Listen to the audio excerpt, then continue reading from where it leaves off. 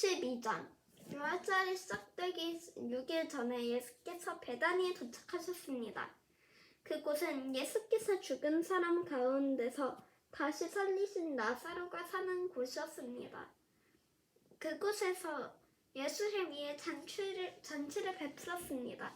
마르다는 음식을 날렸고 나사로는 예수 함께 음식을 먹고 있는 사람들 가운데 함께 있었습니다. 그때 마리아가 매우 값비싼 향료인 순수한 나드 엘리트라를 가져다 예수의 발에 붓고 자기의 머리털로 예수의 발을 닦아드렸습니다. 집 안은 온통 향내로 가득했습니다. 그때 제자들 중 하나이며 나중에 예수를 배반을 가룟 유다가 말했습니다.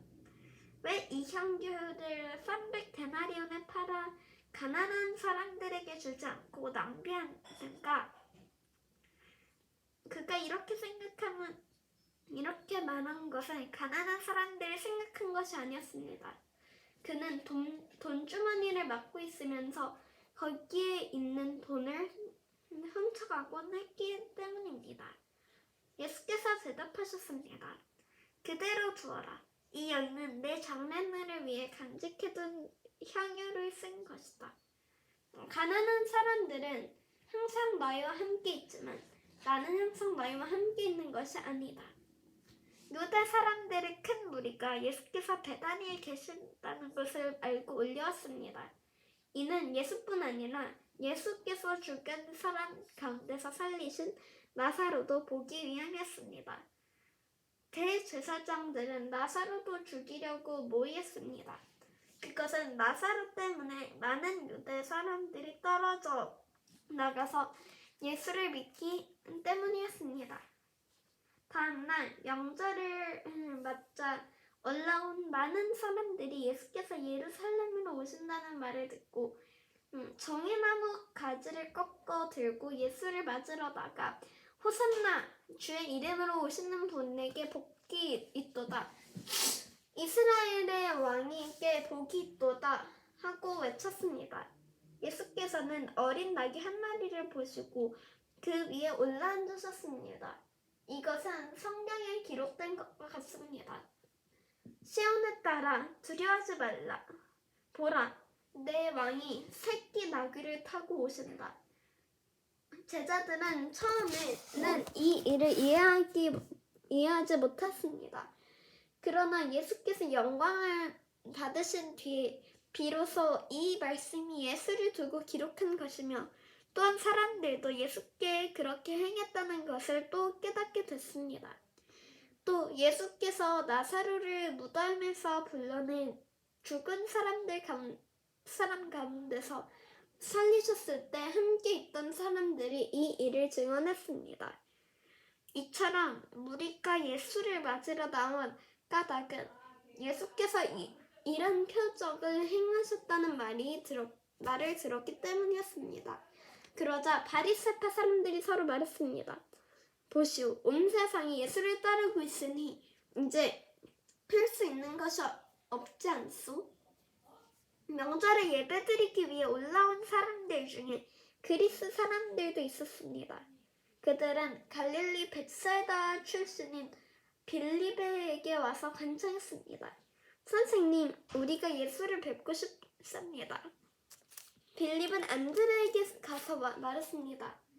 이어 안드레와 빌립이 함께 예수께 말했습니다.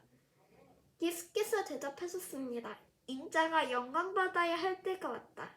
내가 진실로 너희에게 말한다.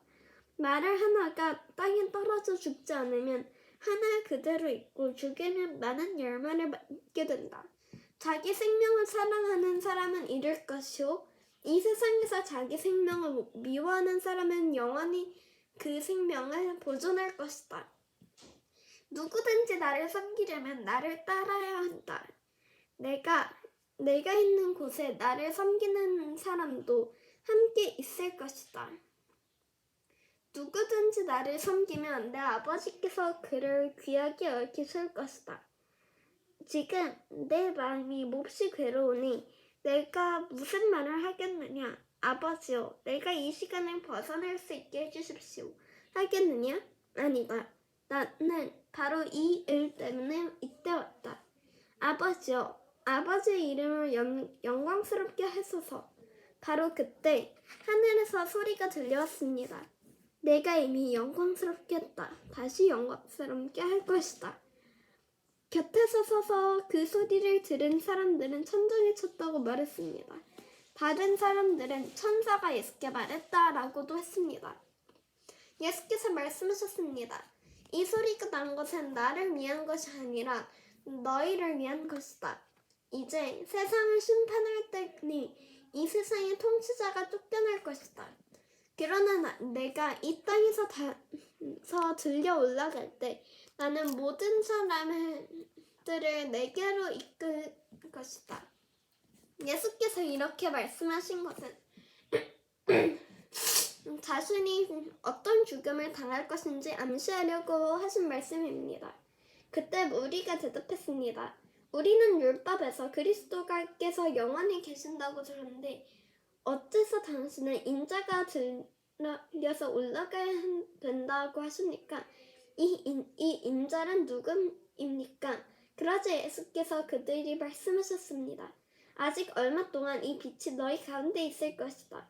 어둠이 너희를 삼키지 못하도록 비치는 동안에 걸어다니라. 어둠 속에 다니는 사람은 자기가 어디로 가는지 못한다. 너희에게 빛이 있는 동안 너희는 그 빛을 믿으라. 그러면 너희가 빛의 아들들이 될 것이다. 이 말씀을 하신 후 예수께서는 그들을 떠나서 몸을 숨기셨습니다. 예수께서 이 모든 표적을 그들 앞에서 행하셨음에도 불구하고 그들은 여전히 예수를 믿지 않았습니다. 이것은 예언자 이사야의 말을 이루려 하는 것입니다. 주여, 우리의 전한 것을 누가 믿었으며 주의 팔이 누구에게 나타났습니까? 그들이 믿을 수 없던 까닭을 이사야가 이렇게 말했습니다. 주께서 그들의 눈을 멀게 하셨고 그들도 눈이 있어도 보지 못하게 하고 마음으로 깨달아 돌이키지 못하게 해 내 고침을 받아 못하게 하기 위함이다. 이사야가 이렇게 말한 것은 그가 예수의 영광을 보았기 때문입니다. 그래서 예수를 가리켜 이런 예언을 했습니다. 지도자들 중에서 예수를 믿는 사람들이 많았으나 바리새파 사람들 때문에 자기의 믿음을 고백하지 못했습니다.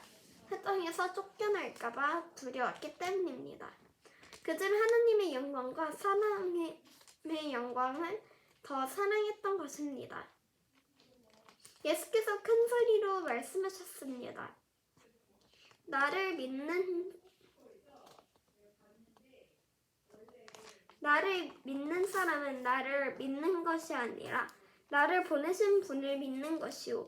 나를 보는 사람은 나를 보내신 분을 보는 것이다. 나는 빛으로 이 세상에 왔다. 나를 믿는 사람은 누구든지 어둠 속에서 머무르지 않을 것이다. 내 말을 듣고 지키지 않는 사람이 있다 해도 나는 그 사람을 심판하지 않는다. 나는 세상을 심판하러 온 것이 아니라 구원하러 왔기 때문이다.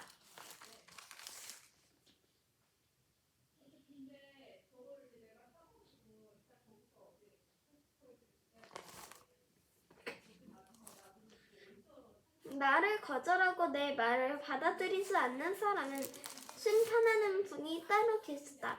내가 말한 바로 이 말이 마지막 날에 그를 심판할 것이다.